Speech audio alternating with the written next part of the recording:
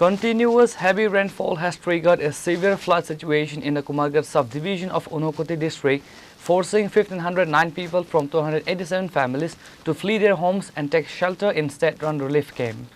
The water levels of the Manu and Dio rivers are rapidly approaching the danger mark, submerging low-lying residential areas and roads across multiple pockets, including Halaimura, Industry Para, Indira Colony, Tarapur, and Tarani Nagar. In response to the escalating crisis, the Kumargarh Subdivision Administration has activated 17 relief camps to house the displaced residents, many of whom evacuated under the cover of darkness along with their livestock.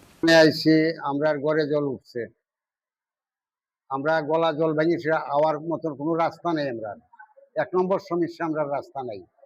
গলা জল ভেঙে ওই দেখেন আমাদের কাপড় চোপড় ভিজা আছে, এগুলো লাইরা দিছি, কাপড় চোপড় লাইরা দিছি। আমরা আছি, আমরার পাড়াতে আছি 20 পরিবার। জল বেজান বাড়তে আছে, জলের স্রোত খুব বেশি।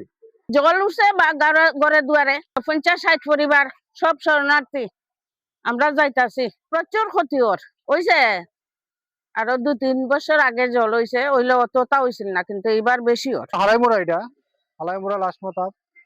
এখানে 2 দিনের বৃষ্টি প্রচুর জল হইছে। আজকে 1টা-1.5টা থেকে জল বাড়তেছে প্রচুর পরিমাণে। আমরা তো বাড়ি ঘরে জল উঠতে গেছি গিয়া। এখানে 50-60 পরিবার হইব।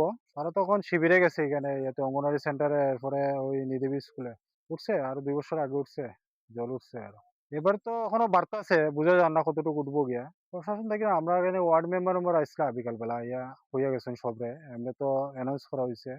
ব্যুরো রিপোর্ট চিনি খরাং।